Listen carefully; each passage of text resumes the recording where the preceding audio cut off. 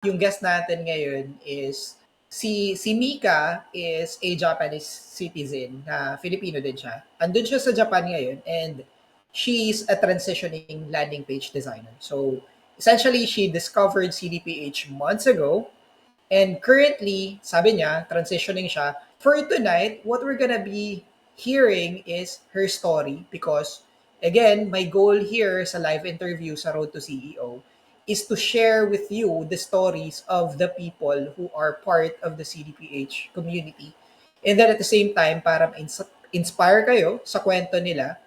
And of course, at the same time, I want to celebrate the wins of CDPH members. So without further ado, I would like to introduce Mika. Na-mention ko na kanina ng konti, pero I want you to share it. I want you to really share it.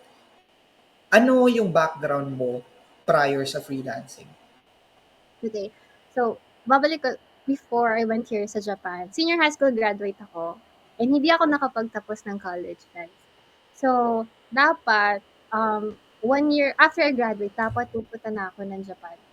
Pero, na-delay because nauna yung mga kapatid ko.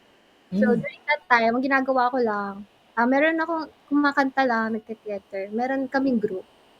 So, parang, dun lang ako kumukuha ng money, ganun somehow. And then, after that, pumunta na ako dito, 19 years old ako. So, my first job was housekeeper ako sa isang resort hotel. Okay naman siya, kaya lang, ano, walang kain doon and mabilisan. Tapos, imagine yung bed, maglilinis ka. Ang bigat ng bed, like, ang liit ng katawan ko, tapos kailangan ko siyang buhatin. Like, imagine mo, like, kailangan ko siyang buhatin. And then, sobrang pumayat ako doon, like, 45 lagi. Yung 45 kilos lang ako usually. So, during that time, 2 years after I quit that job, habang nag-aantay ako kasi nag-apply muna ako ng caregiver. Kasi parang naghahanap na ako ng regular. Pag sinabi Mm-mm. dito shine, regular na kasi yung mga benefits, gusto ko na makuha yon. And bakit yun lang yung job na kaya ko? Kasi hindi pa ako marunong mag-Japanese 5 years ago. As in zero. Like, hindi ko talaga gusto pumunta dito kasi contented na ako sa life ko sa Pilipinas before. So, parang wala na kaming choice kasi wala na magsusupport sa amin. Yung parents ko, hindi na kami kayang paaralin ng college. Tapos, hindi na namin alam paano yung, actually, sobrang hirap ng life namin during that time. So, kailangan namin mag-move here. Kasi may opportunity naman dito. So, Mm-mm. the reason why. Pero hindi po kami mayaman or whatsoever. Hindi po. Kahit nandito yung parents ko, may times na nababaon kami sa utang. Like legit. Actually, lumaki ako sa utang din. So, then after nun, nag-quit ako habang nagwe-wait ako dun sa opportunity ng call. Ano muna ako, part-time ng tomato farmer. Nag-pick ako ng mga Tomato farmer, seryoso to? seryoso! Pero hindi naman ganun iba din kasi dito. May organized naman dito. So, Ah, okay. mainit siya sa loob, pero carry naman. So, pick lang ng tomato, ganyan. And then, after nun, yung papa ko, sabi ng papa ko, dito sa current job ko, sabi ng papa ko, since nag-aantay ako ng call dun sa caregiver, sabi niya, bakit hindi mo nalang try dito sa work namin? Eh, ang work niya, alam ko na madumi, mainit, sa bundok, and stuff, ganyan. Nakikita ko siya, ang dumi-dumi ng pag-work. So, sabi ko, parang iniisip ko, okay naman kasi yung bonus meron naman siya. Pero yung Oo. okay naman siya. Sabi ko, inisip ko. Tapos, ang pinaka nag-trigger sa akin, alam mo bakit ako pumayag? Kasi sobrang, like, sabi ko siya, para lang akong go with the flow sa life during that time. Compared to who I am right now. Kasi kung gusto ko lang mag-travel, get married, yun na lang. Mag-travel, tapos Mm. magkaroon ng family ko. Kasi feeling ko, I have the life. Kasi nasa Japan na ako. Sabi ko, ano pang hihilingin ko? Sabi ko gano'n. And then, sabi niya, may trip sila sa Hawaii lagi. Lagi siya pupunta na Hawaii. Ay, talaga? Hindi yun Mm-mm. yung reason bakit ako pumasok. I- Hindi ko ini-expect. Ang hirap pala dito. Sabi ko, oh my gosh. Hindi nag-ano na ako, nag-interview na. Sabi nga, ganito yung trabaho. Pumunta ako mismo sa actual place ng work. Napakainit. I was like, oh my God, ano gagawin ko? Ni-interview na ako, ibibigay ng uniform. Oo. Papahiya yung papa ko. So sabi ko, sige, tiisin ko lang. Kahit saglit, titingnan ko lang. Kasi ang init talaga, like legit. Parang imagine mo, construction ka, tapos sa labas ka, nag-work, gano'n. So, construction, like, Hindi sa construction, pero sa labas ka talaga literal. Nag, nag-ano ka ng planta, yung mga machine nasa labas. fuck. Mm. Ano, So, init dahil sa machine or init mainit kasi dahil yung sa araw. sa Tsaka araw? madumi. Kasi rock siya eh. Parang dinudurog Oh. yung mga rocks. Tapos may belt. Yan. So, yun. Parang sabi ko, oh my gosh, magtatagal ba ako dito? Sabi ko, ganun. Mm. Iniisip ko na lang yung papa ko. Yun na lang yung iniisip ko. Grateful ako kasi may trabaho ako. Tapos, Oo. yung gusto mo bonus, di ba? Kasi mag-taste ka. So, yun lang. I mean, yun naman. Okay naman ako. Actually, kasi inaalagaan naman nila ako doon. It's okay naman. Yeah. So, curious lang, how long have you been there? How long Here, have you been part mag-3 ng years na ata. sa work na yan? 2, 3, 2. 3, wow. Next year ata Tagal 3. na din. Matagal na. Okay. Dalawa yung other questions ko and medyo unrelated siya pero I feel like I need to acknowledge the people. 'Di ba nagpe-perform ka dati? Oh. Hindi naman ako Part yung part ka ba ng BINI? Kasi yun yung comment ng mga tao eh. parang nakalagay. Oh, si Uriel nag-comment. Oh, BINI daw, BINI Mika. So ako na curious na part ka ba ng Dati kayo, BINI? ay, hindi ako bini. Hindi Oh, yan. so Parang more on life ni Andres Bonifacio, more on patriotic song. ah Makabayan. oh, Makabayan songs yung kinakanta na. Small group lang siya, pero sobrang grabe yung mga, emotional. so parang ano yun, parang interpretative dance siya or kumakanta ka dun? Yet, musical. So, Musical.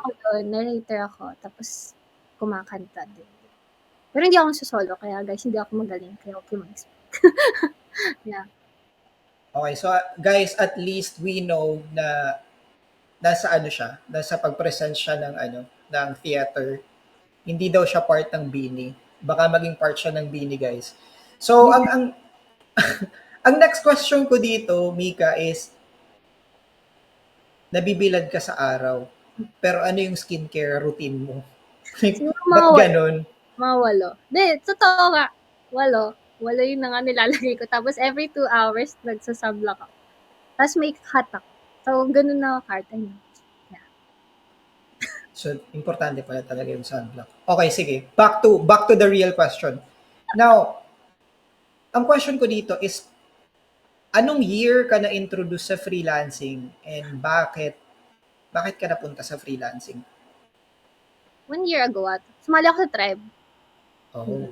Sumali ako sa tribe. Tapos, munang skill ko was SMM. Pero guys, wala akong naging client doon. Pero nagkaroon ako wala akong naging client.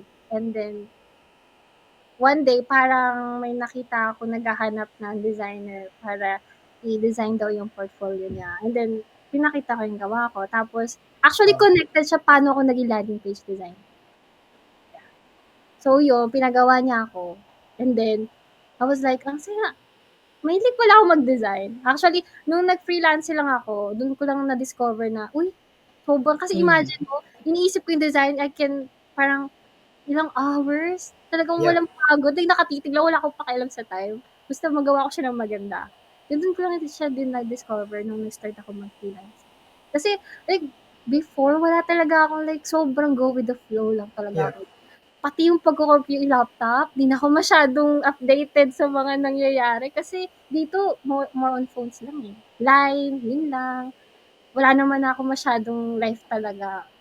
Work lang, tapos bahay, work, bahay, yun lang talaga. Mika, yung sa freelancing, ano yung parang, paano ba? Ano yung naka-attract sa'yo sa freelancing? Like say for example, for me kasi, the reason why I pursued freelancing is I wanted freedom na I can work anywhere, anytime. Yung sa'yo, ano yung parang naging motivation mo to pursue freelancing? Ang nangyari kasi sa akin, yung current job ko that time, Yeah. kulang yung sweldo ko. Like, kulang siya every time. Tapos monthly, lagi ako nanonoblema, saan ako kukuha ng bakit kulang na naman 'to? Kasi, dito, that time sobrang nagsa-struggle ako sa money. Mm. Kahit may bonus ako 2 times a year, pero yung monthly ko mababa. Kasi starter ka, eh. So, ang nangyari, ang ginawa ko, una, nagturo ako ng English sa Japanese. Online din siya. Oo. Feeling ko dun ako nag-start mag-freelancing. Parang consider mo freelancing. Di ba? Freelancing yun. Oo. Oo. 1 year ako nag-ganon. And then talagang sabi ko, hindi na pwede to. Kailangan ko na maghanap pa ng part-time. So, nag-part-time ako sa gabi sa restaurant. So, from 8 to 5, pasok ako dito. And then, pag uwi ko, maliligo ako, mag-aayos. Tapos, 8 yung start ng next shift ko. 8 to 1 minsan, 8 to 12 before. So, double job ako that time. So, ang hirap. Ang hirap din. Pero, Ngayon, double job ka pa din? Or hindi na. hopefully, Quit na ako. hindi. Hindi na. Hindi na. Yeah. Oo. So essentially, you are saying na yung goal mo talaga was to increase the capacity of your income, no? Yeah. Oo. Now, eto yung question ko kasi kanina na-mention mo na nag-start ka as SMM, wala kang nakuhang client, pero naka-timing ka na may isang client na gustong magpa-design sa'yo.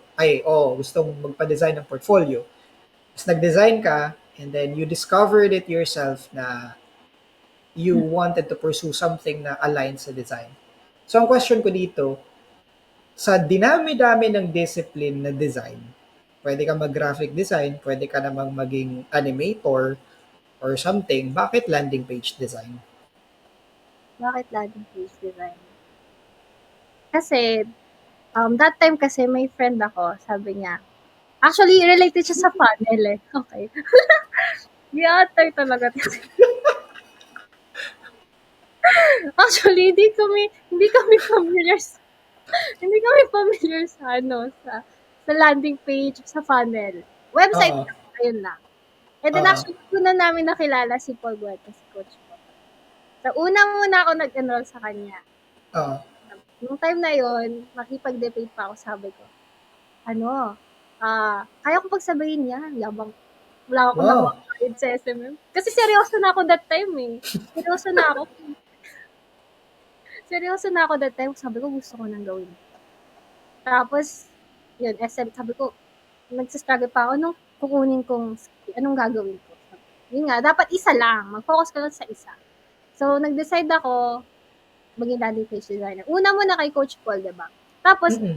di ako marunong how to make it live. Sabi ko, ano yun? Paano mag-build?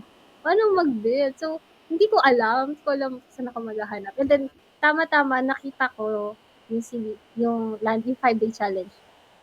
Diba? Mm-mm. Then, nakita ko, sobrang na-attract ako doon sa landing page. Sobrang daming reviews. Sabi ko, try ko nga ito. Magkano lang? Sabi ko gano'n. Hindi nag-try ako. Tapos doon ako natuto mag-build. So, hindi lang design yung nalaman ko. Then, marunong na ako. And then, nakausap ko na kayo si Atan that time, no? Oo. Tapos nag-enroll ako sa una mong course. Oo, sabi ko, huwag kang mag-enroll kasi outdated yan. Sabi ko, desperate na ako ng time na yun kasi gusto ko na talaga magka-client. Sabi ko, Coach, kukunin ko na to. Kahit ano, okay lang. Kahit sinabihan mo na ako ng time na yun. Diba? Oo. No, Coach, gusto ko. Sabi ko na. Ginawa ko yon. Then after nun, lumabas yung 7-day of challenge. Yeah. Yun, life-changing. I swear to God. Until now. Wag muna, please. Wag. Okay, mamaya na. Save the best for last. Okay. Okay. Silent So, na. siguro ito na lang yung question ko sa'yo. So, okay lang, like, naging happy ka ba na scam ka ng 249 pesos sa 5-day challenge? Actually. Kasi alam mo, hindi lang yung lesson or yung value yung nakuha ko doon. Pati yung nagkaroon ako ng personal coach somehow. Kasi alam ko during that time, grabe yung kulit ko kay Coach Aaron. Feeling ko na Oo, sa email, sa chat, na parang, grabe. wala. Like, Coach, yung bawat move ko, Coach. Oo. Siya nag-respond siya. Sabi ko, oh my God. Kung hindi ko kayo nakilala that time, hindi ko alam kung nasan ako ngayon. Promise. Like, legit. O kasi yung ano eh, yung mga nag-participate kasi ng 7-day client getting challenge, alam nyo yun, di ba? Na chine-check ko yung assignments nyo. Tapos pag nagchat-chat kayo na para may confusion kayo, I would do my best to answer you guys. And hindi man siya ganun kabilis, pero I would definitely give you direction. Pero yun na nga. Punta tayo sa kasi 'di ba makulit ka. Eto yung question ko.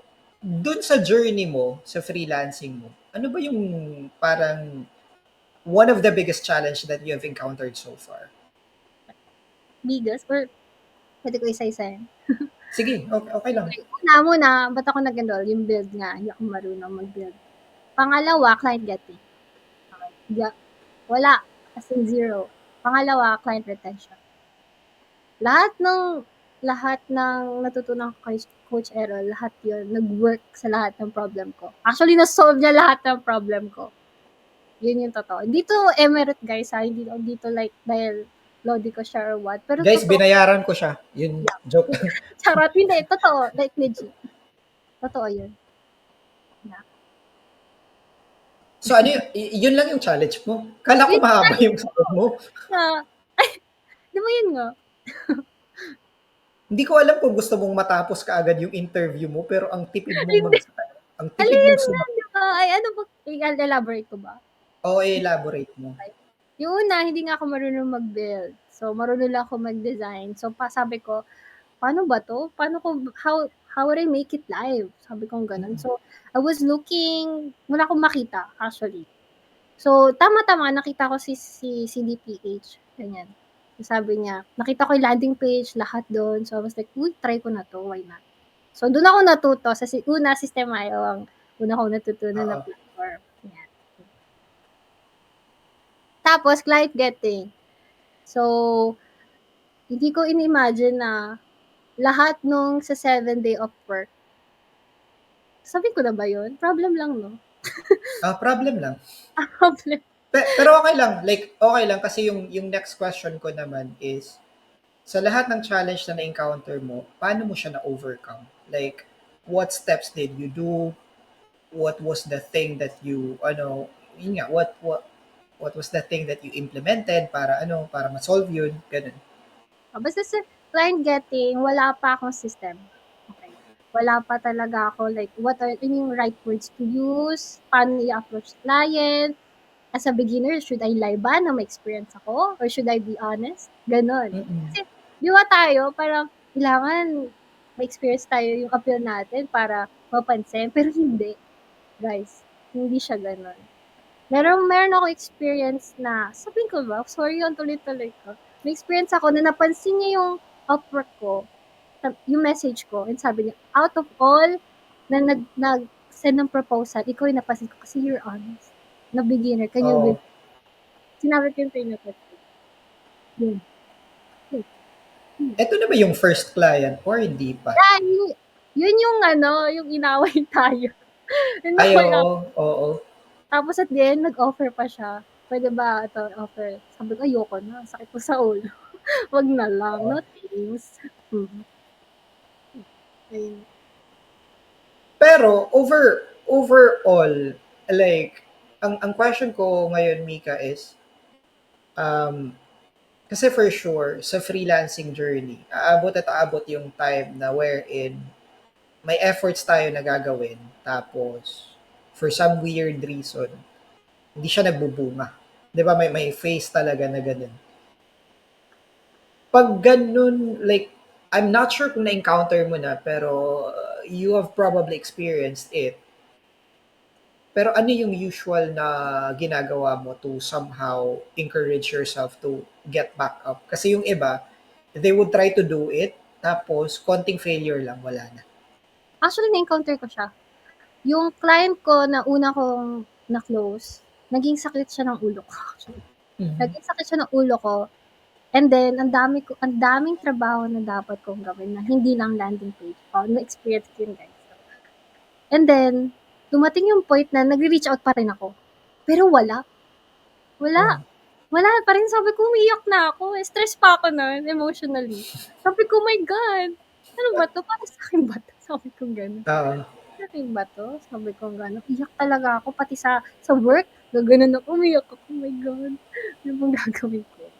Tapos, ano, tuloy-tuloy lang ako mag-reach out. Tuloy-tuloy pa rin. Parang kahit sabi ko bahala na, parang gano'n. Wala, pero magpapahinga ka saglit, pero tuloy-tuloy ka pa rin kahit negative. Yun ang ginawa ko, eh. Kahit negative Mm. na ako, tuloy pa rin ako mag-send baka may makapansin. And that time, May yun, sunod-sunod yung clients ko. Dun ako nagulat, oh my God, kailangan mo lang maging patient. Maging patient ka lang. Just gawin mo lang yung nag-work, tuloy-tuloy. Meron lang kasing time na wala talaga. Pero Mm. doesn't mean na hindi na dadating sa'yo. So, dun ako nagulat, bakit sunod-sunod naman ngayon? Dun naman ako, bago ko naman problem, sunod-sunod silang pumasok. Yung time naman ang naging problem ko that time.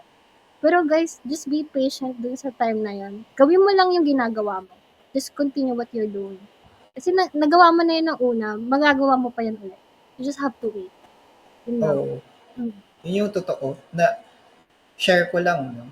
Like aabot at aabot talaga yung time na parang feeling natin parang walang nangyayari sa buhay natin. Pero when in reality, if you measure it in such a way na parang pati yung konting kilos mo, i-measure mo, hindi mo mamamalaya na pag nagpro-prospect ka pala, mas mabilis ka na kaysa kahapon. Tapos dahil sa bilis mo, mas marami kang nagagawa. Pag mas marami kang nagagawa, mas may chance kang magkaroon ng result. Yung iba kasi nag-give up ka agad eh. So, Tsaka yun yung isa ano. pa, totoo kay Coach Carol, yung mga small goals muna. Kunyari, client getting. Unahin mo munang mag-goal is mapansin yung message mo. Wag agad na ma-close agad eh. Kasi nakaka-pressure yun. Paano ko ba magagawin ito ganyan? Kailangan mo Mm. mapansin ka muna niya. Yun muna i-goal mo. Little lang, maliliit na goals lang. And then magugulat ka na lang na close mo na. Oo. Ganun yung nangyari sa akin. And, wala lang. Kasi 'di ba na-mention ko to sa Mika, na we are the harshest person sa sarili natin. Tayo yung pinaka-judgmental sa sarili natin. Na we set a high standard na nakakalimutan natin na there are phases na kailangan natin ma-encounter.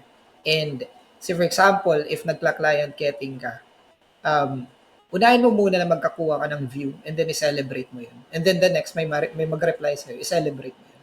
Always celebrate the small steps. And I'm not sure if you've also noticed this, pero all the online challenges that I've designed, they are designed na parang one day lang at a time. Tapos hindi siya pwedeng aralin ng isang bagsakan lang. Kasi I want you to celebrate every day na natatapos mo yung isang video.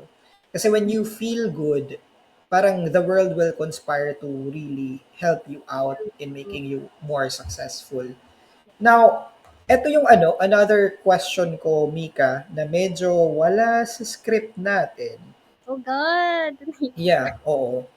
Now, dun na lang sa another limiting belief ng iba. So, you've learned how to build landing page on System.io. And one of the biggest limiting belief of most landing page designers right here is pag ibang platform, dapat daw iba yung approach. So, paano mo na-overcome na matutunan mo din yung go high level and then also System.io kung sa System.io pa nag-start? Number 1, syempre manood ka ng tutorials sa YouTube. Pangalawa, Sige. wag kang mahiyang magtanong. Actually, nahihiya ako magtanong, pero nangungulit na ako ngayon as in. Feeling ko naiinis na nga rin sila eh. Yeah, totoo. As in, sabi ko, pag nahiya pa ako, walang mangyayari sa akin. Kasi sobrang pabebe ako. Like, guys, I swear. Yeah, ako na nagsasabi, totoo. Yeah, parang nahihiya ako, baka makaistorbo ako, baka may ginagawa, tapos magtatanong ka. Syempre, busy din sila. Pero, pag hindi ka nagtanong, paano ka na? 'Di ba? So, minsan, hindi mo naiintindihan kahit napapanood mo yung tutorial sa YouTube eh. So, usually, ang pinaka-number ko, nagtatanong agad ako. Like, nangungulit, uy, Hmm. paano ba to? Yeah. Mag-add lang ako dun. Totoo kasi yun na if you ask, you will definitely receive. Pero you have to ask specifically. Kasi yung iba, nagtatanong lang na parang vague ba na paano yung ganito? Like, parang ang tanong, paano maging landing page designer? So, marami kasi yung sagot dun eh. Pero kung magtatanong ka ng paano maging landing page designer na yung focus is for software as a service. Mas clear na siya. Mm. So, ang na-notice ko kasi kay Mika, pag nagtatanong siya, clear siya. Alam mo yun, na parang tatanong ka sa akin, Coach, ganito yung tanong ko, ganito yung background ng story, ano yung gagawin ko? So para for me, hindi na ako magda-dive deeper na parang, okay, paano kita matutulungan kung hindi ko gets yung lahat? That's the difference. Ang iba kasi, like, I have to be honest as well, hindi ko sila masagot kaagad for the very reason that they are not asking specifically. Parang I would have to spend a lot of time intindihin lang. So, yun guys, another lesson is don't be afraid to ask, pero ask specifically so that you could also receive specific answers. 'Di ba? Tapos Mika, yung sa go high level ba, bakit hindi ka natakot dun sa pagkuha ng client na go high level? Kasi parang same lang sila halos. Drag and drop lang.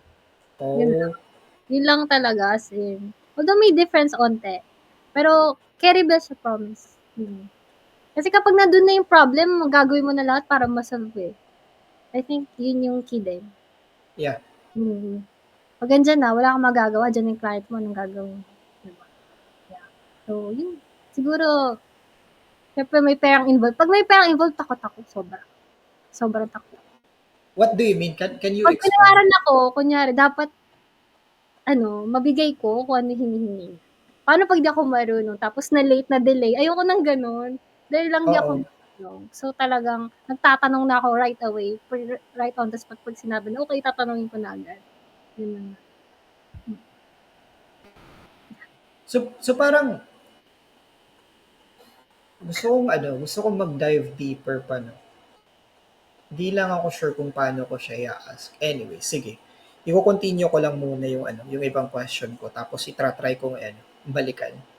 Now, Mika, eto yung question ko.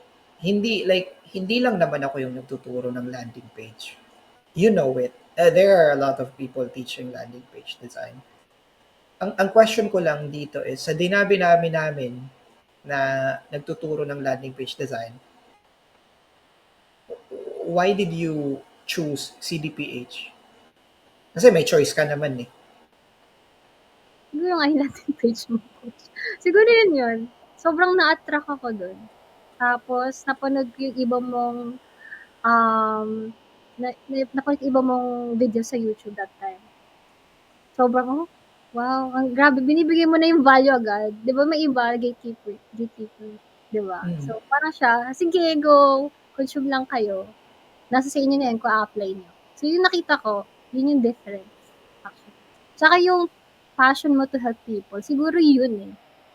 Kasi, beginner ako, figure beginner friendly. So, sobrang nakarelate ako sobra. So, nung time na need ko lahat ng info na yun, actually, nasagot na lahat ng CDPH.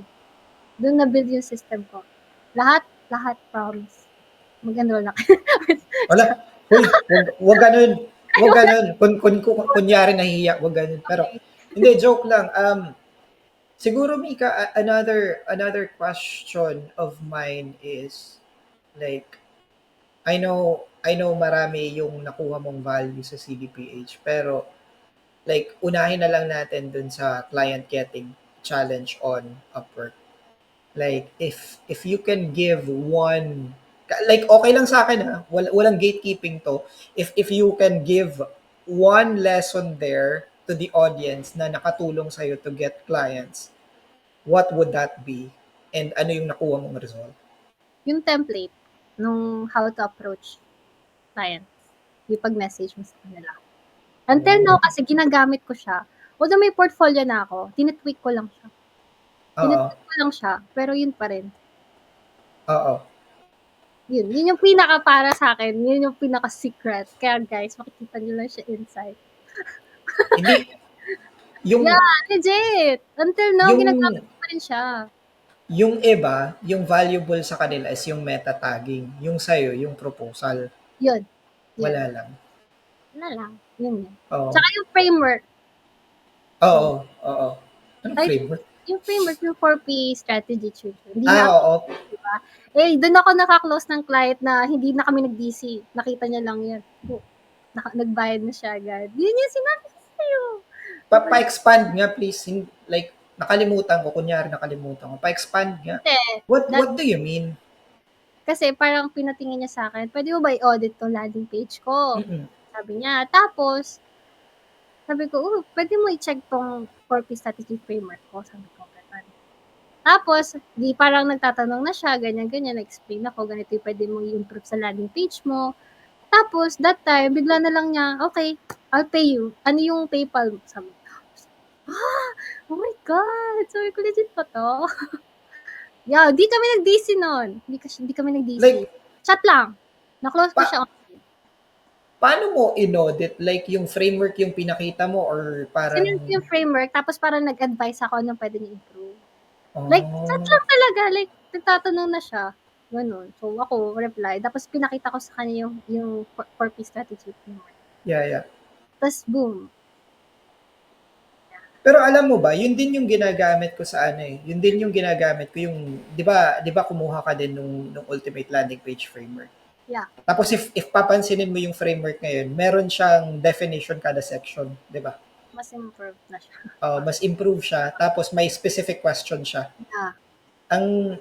Ang ginagawa ko din, like yung nakuha ko yung kasi guys nakuha ko yung yung author ng Atomic Habits.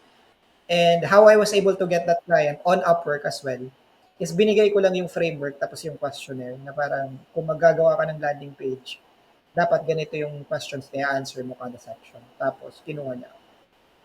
So, galing. So, yun din yung ginawa ni Mika. The only difference is parang in-approach niya na audit.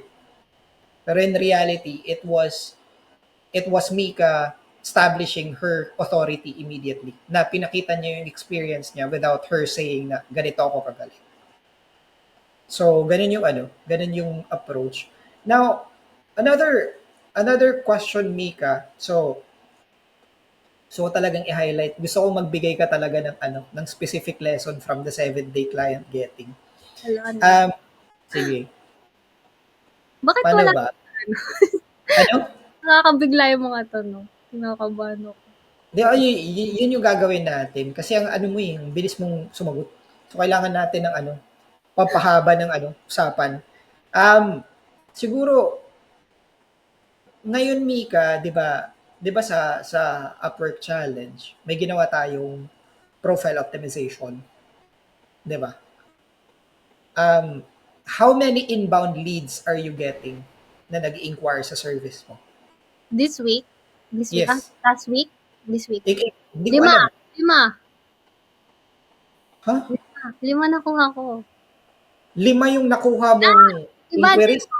Hindi na ako nagpa-Upwork ngayon kasi nga busy nga ako sa client work. Tapos, nagpa-pop up na lang sa Gmail ko. Lahat yun. Meron pa nga, pwede ba mag-call tayo? Sabi niya. Oh my God, ang galing. Wala akong ginagawa ngayon sa Upwork. Legit. Sabi ko, tuloy-tuloy pa rin siya. So, paano yun? Anong ginawa mo specifically? Profile optimization. Lahat. Sige. Ano sa profile optimization yung ginawa mo? Ang dami na. Ano ba? Yung information mo. Ano po ba yun? Tagal ko na kasi hindi nakikita yung Upwork ko, guys. Pero tuloy-tuloy siya. Tapos, meron dyan strategy siguro sa image. Yun yung pinaka-nawawa ko. Like, may ganun pala. May ganun palang mga na siya kakadat. Tapos, ano pa ba? Yun lang naman yung ginawa ko so far. Tama ba? Yeah. Tama naman. Pero, eto Mika pala, curious ako. So, di ba you are also, you're still working sa current company ng papa mo? Tapos, you're also freelancing. Ang question ko dito is, how many hours are you sleeping kung pinagsasabay-sabay mo yung trabaho? Usually 4. 4 hours. Okay na yung 4 sa akin. Yan na yung pinaka-max. Max na. Kasi, parang per day, since ang goal ko is to become a full-time na, parang iba na yung fire. Yung Mm. kahit alam kong pagod ako, pero gusto ko siyang gawin. Ganun. Like, minsan, dito hindi ko to hindi siya recommendable kasi hindi siya good, hindi siya maganda kasi walang Yeah, sleep. yeah. Tapos may trabaho pa ako, ang hirap pa ng trabaho ko sa umaga, physical pa. Pero I don't know where I'm getting this Hindi ko din alam bakit nagkakaya kong gumising. Tapos, Mm. minsan pag natapos yung client work, parang feeling ko walang nangyayari. Parang kailangan may ginagawa ako always. Although may times naman na nagpapahinga ako pag sobrang pagod talaga ako. Like, 3 o'clock na ako Mm. gising. May mga ganun time din. Pero, hindi ko alam din bakit sobrang siguro yung gusto ko na talagang makalis. Siguro yun Yun the yung parang drive mo. drive ko. Mm. Tapos, ang question ko dito, ano yung reaction ng parents mo sa No, ginagawa mo ngayon na funny nag-freelance kasi ka? pero nung una, lagi pa rin ako sinasabihan na matulog ka, dito, tignan watch out mo yung health mo, ganyan, ganyan. Oo. Yun pa rin naman. Tapos may few, din ako sa work na, okay ka pa ba? Nakakaya mo pa ba? May sinabihan din ako, mga Japanese din, mga close lang. So, kaya mo pa ba? Baka mahilo ka kasi yun nga. Tapos yun naman, Oo. somehow, okay naman. Actually, okay pa naman ako. Sa totoo lang. Pero yung ano, yung parents mo, okay lang na nag-freelance ka ngayon na, like, say for example, do they see a future na mag-home based ka na lang, hindi ka na ano, hindi ka Actually, na magpapaano? ang nakaka-proud, yung kapatid ko, na-encourage ko siya mag-freelance. Oh, seryoso ba? Video editor naman siya. Nice! Ate Miko, sabi niya, parang, huy, nakaganit. Kasi minsan ina-open up sa kanya, ito yung nangyari, baka in the future, baka gustuhin mo rin, ganun. So, Oo. parang, tapos nagka-client siya. Eh ngayon, medyo busy rin siya sa work, pero nagka-client na siya. Wow, I'm so proud. Parang nakakatuwa lang kasi naka-inspire ka ng tao. So, pati yung kapatid mo, nag-freelance na din? Pero hindi pa siya ganun ka-serious, pero yeah, actually, yes. Oh, Oo. ayos. Di ba? Nakakatuwa. Like, wala lang. Nakakatawa. So, Mika, eto, siguro, another question ko is, ngayon ba, like, ano yung parang magiging, paano ba? Ano ba yung parang income goal mo na kailangan mong ma-hit para i-replace yung current job mo? Sabihin ko ba? Oo naman. Sabi, Okay, okay lang yun. magkano ba sa peso yun? Hindi ko alam. $90 I-dollars mo na lang. 6K ata. 6, 6 or 5. Yeah. $5K a month. Hindi yung goal na money na kailangan kong makuha para makaalis na ako. Parang reserve ko siya parang in case wala akong client, pa rin na parang Yeah, okay yeah. lang, may money ako, ganun. May kukuhanan ako. So, kasi parang feeling ko pag lahat na ng time ko nandito na, I can do it. Yeah. Kaya ko na. Sabi ko, Oo. kaya ko na to. Kasi ang dami ko ng time. Nandito na ako. Mm-mm. So, ang goal ko right now is ma-hit ko yung income. Yung goal na yon, yung money, certain amount na money na yon. And then, umalis na. Yun. Mm-mm. Yun yung goal ko. Okay. If comfortable ka lang to answer me, ha, if i-rate natin into percentage, how, paano ba? How near are you dun sa goal mo? Like Siguro, 50%, 60%, ganun. actually, nagulat ako, 50. 50%? Yeah. Walang yato. Tapos ngayong year ka lang, Dasal lang. dasal lang, gagi. Uy, Oh, effort din. totoo. Hindi, tsaka, actually, hindi lang ako. Yung mga taong kinukulit ko. Yun yung lagi ko iniisip. Hindi lang ako dito. So, parang feeling ko hindi ko lang win. Pati yung mga taong kinulit ko. Kung hindi dahil sa inyo, hindi ko magagawa. Oh, Lagi ko iniisip. Actually, hindi lang ako mag-isa. Ang daming tumulong sa akin. So, thank you guys so much. Wala lang. sige. Mag-thank you ka din kay Oriel. Ariel, ano sabi ni Ariel? Hindi ko nga mabasa eh kasi naghahang yung ano eh. Ano po ang dasal? Nagtatanong si Brianna, ano daw yung format ng dasal nyo? Baka kasi makatulong yung format. Baka may format kasi para pakinggan. Ano ba? Charot lang, hindi ako masyadong nagdadasal, pero magdasal lang. Meditate lang. Pero yun, anyways. Ano ba? Yun. Tapos eto pa, siguro eto na next, no? Ano yung, like, if you are comfortable to share, ano yung biggest win that you are most proud of as a landing page designer or as a freelancer? Siguro yung I was able to earn my monthly salary in a span of a week. Like, Where, siya. Oo nga. Kasi sunod-sunod ko siya na-close eh. Yung mga clients ko yun. So, I was like, oh my God, natumbas na oo, niya yung monthly salary ko. grabe, no? Na-shock ako. Like, naiyak ako. Naiyak. Like, Lord, ang galing. Kasi nung time na yun, yung time na walang akong client na nakakausap. Dahil wala kang pumapansin sa akin. Hindi bigla dumating, ba, yan na sa'yo. Reward ko yan para sa'yo. Parang ganun. Ganun. Grabe, no? Like, you were able to earn a 1 month worth of salary in just a span of 1 week. And puro landing page. Hindi naman. Hindi Halo-halo naman. hindi naman. Halo-halo. Halo-halo na. Tapos, may question ako. Like, sa tingin mo, siguro andito ka na din sa sa phase wherein you really see how the market behaves. And then alam mo na yung foundation. Sa tingin mo, do you see a world where businesses wouldn't need landing page? I think no. Why? Kasi right now, it's very timely.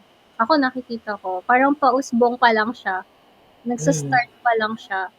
And I don't want to compare websites and landing page. Pero, yun nga, lagi in-explain ni Coach Errol na if you want conversion, go to landing page. So, yun. Feeling ko, yeah, it's the future. Yeah. Yeah.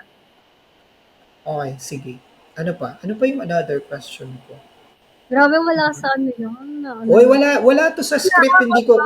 Hindi ko binigay sa yung buo, Gagi. Oh, Kala God. mo ha.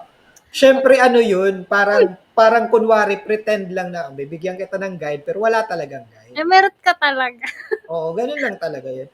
So, Mika, 'di ba, like you've earned the money in just 1 week.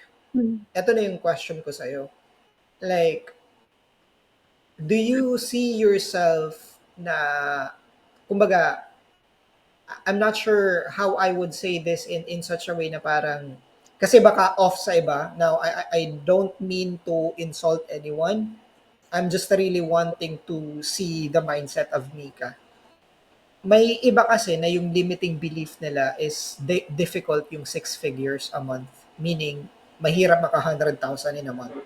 Ang question ko sa'yo, Mika, now that you were able to pull off yung 1 month worth of salary in just 1 week, do you still see na impossible yung 100,000 pesos in a month? Hindi ko masabi na consistent kasi hindi naman din ako ganun kapo. Siguro Yeah, time yeah. na sabay-sabay. Pero Mm. siguro kung talagang masipag ka, mag-reach out, mag-lead gen, it's possible.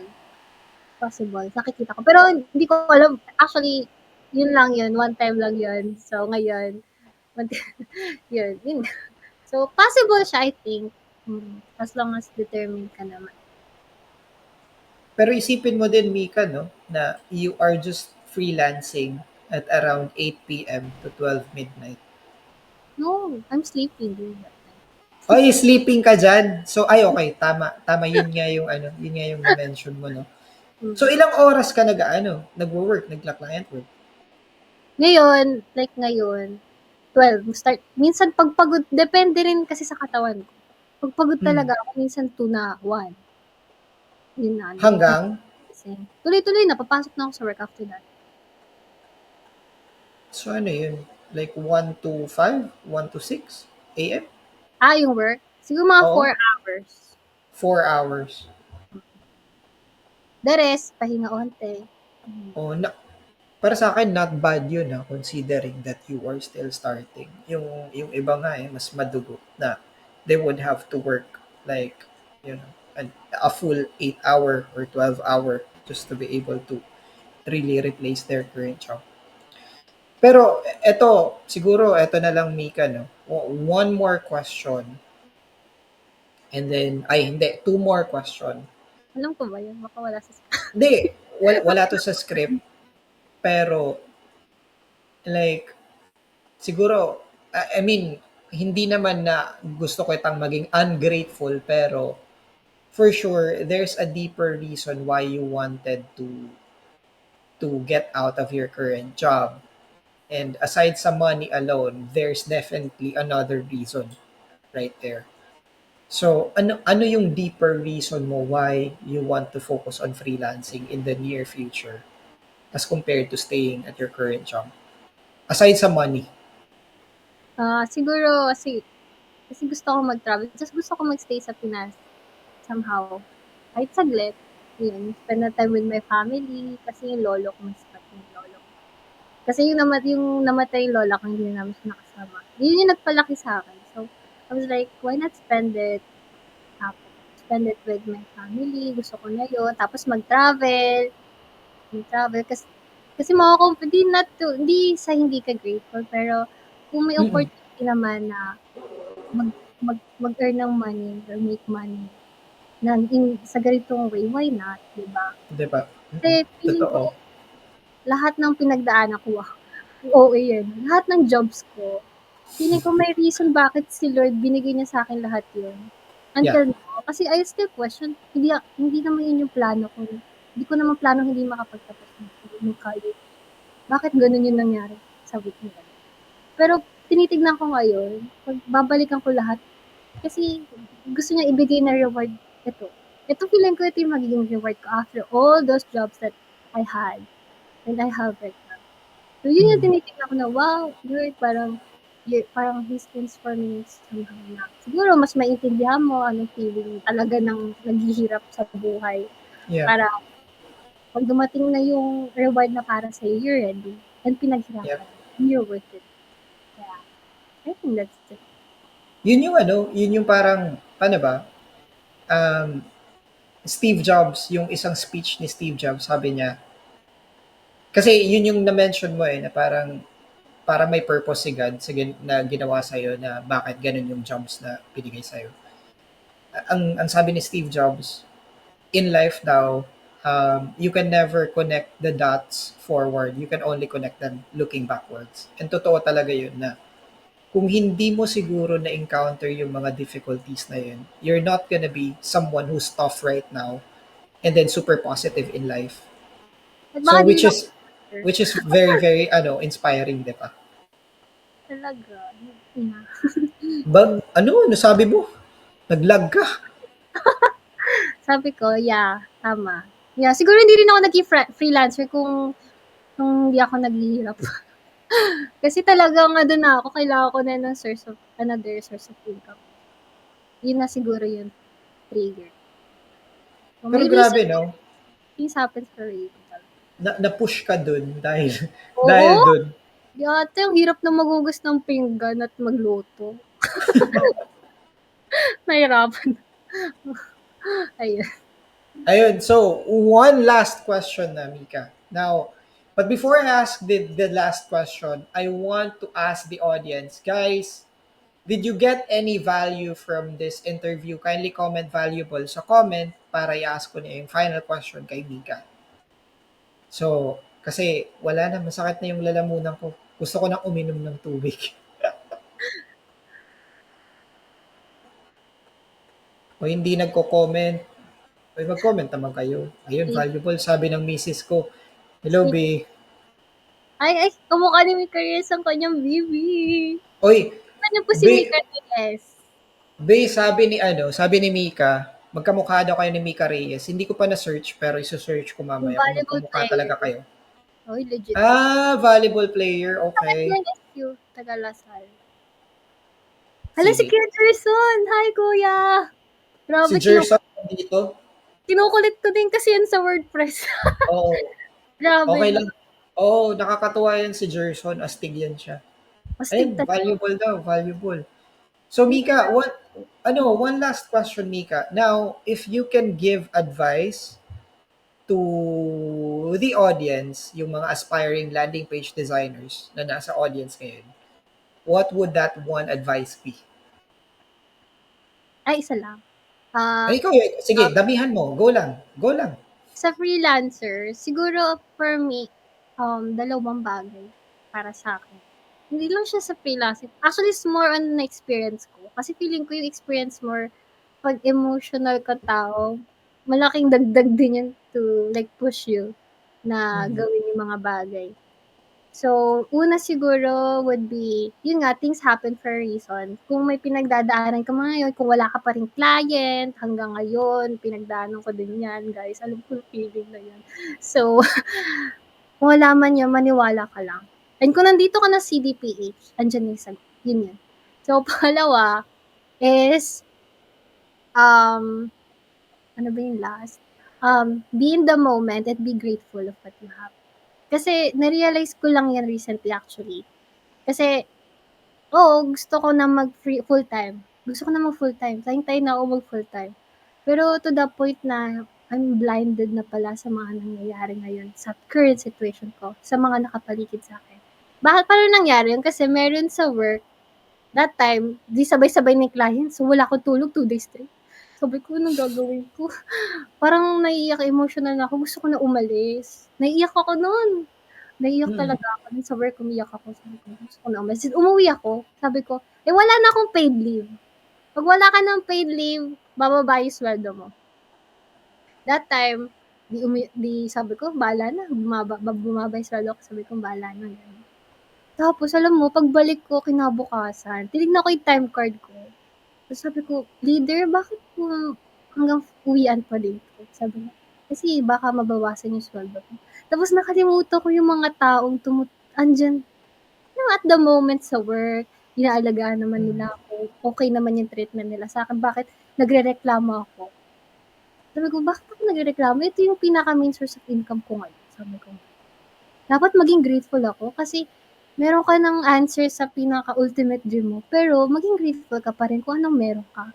Yeah. Kung sino mga tao sa paligid mo, sino mga, mo yun? I was like, oo nga no. That time talaga nagising ako. And then yun, hindi na ako masyadong reklamador. Hindi Oh, na pero ako, kanina reklamador ka. yeah, reklamador. Kasi weird kasi, naka-flip eh. Ganun. Pero yun nga talaga, maging grateful ka, maging appreciative ka, and then just live in the moment. Yun lang sa akin. Huwag mo i-pressure sarili mo, ma-hit ko ba tong goal na to? Makuklose ko ba siya? Dapat yun nga, yung small goals lang. Small, small, small lang. Step by step. Isa-isa lang. Para magugulat ka na lang, yung small goals mo, nandun ka na, malayo na pala yung nilakad. Yun lang. Yun lang po. Okay. So, sige, one more question kasi may tanong dito si Oriel. Yung question ni Oriel, do you have any advice sa mga nababagalan sa progress nila sa freelancing journey? Take your time para sa akin. I mean, as long as you're doing your best. Iba kasi, ang nangyari sa akin, feeling ko kapag hindi mo, like, wala ka talagang clarity or hindi ka talaga 100% all in sa ginagawa mo, ang hirap gawin. Yun yung Mm. na-notice ko. Kasi, na-notice, kinumpare ko yung time na wala akong client, kinumpare ko sa, nung time na gusto ko na talaga yung magka-client. Iba yung push ko. Iba. So, sabi ko, pag gusto mo talagang gawin, gagawin mo. Yeah. Pag gusto mo isang bagay, kukunin mo. So, tanungin mo yung sarili mo, gusto mo ba talaga ito ginagawa ko? Minsan kasi it takes time eh. Hindi mo siya agad ma-realize. Ako din, it took me a while eh. Minsan, you have to go through painful situation, you have to go through something para lang ma-realize mo yun. And that's what happened to me. Yung experiences mo sa buhay. And magugulat ka, yun pala yung reason ba.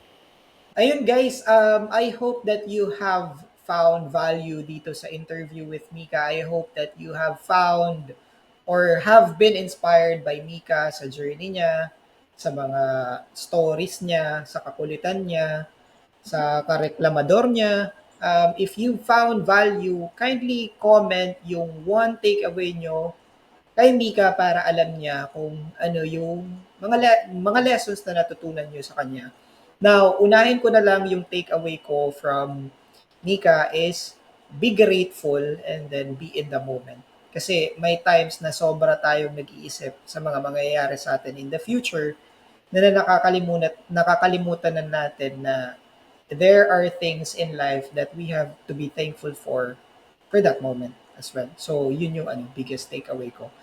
Pero, so far, Mika, did you enjoy the interview? Yes, kinakabahan nga ako, eh, sabi ko, eh. Pero Oh, saya pala, yeah. yeah. Hmm. Di ko So, nga alam, yun. eh. Sabi ko pa nga kung wala naman, hindi naman interesting yung life. Pero, Bakit? di ba?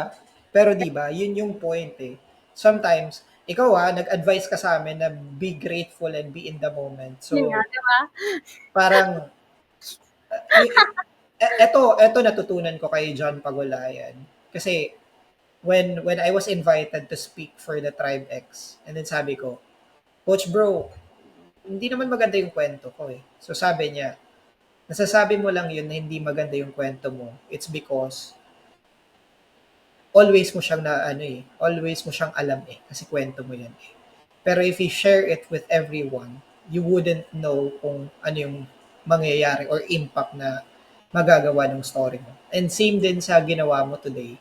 You might see it as something na parang trivial lang, na parang wala lang, pero there's definitely a lot of people here in the audience have been inspired by you. So, yun lang. We will continue to share the stories of members here in CDPH. So, watch out sa mga next. Sige. So, yun lang guys. Thank you for being here with us. Thank you for sharing your valuable time with us. And that ends our live session. Bye guys. Bye.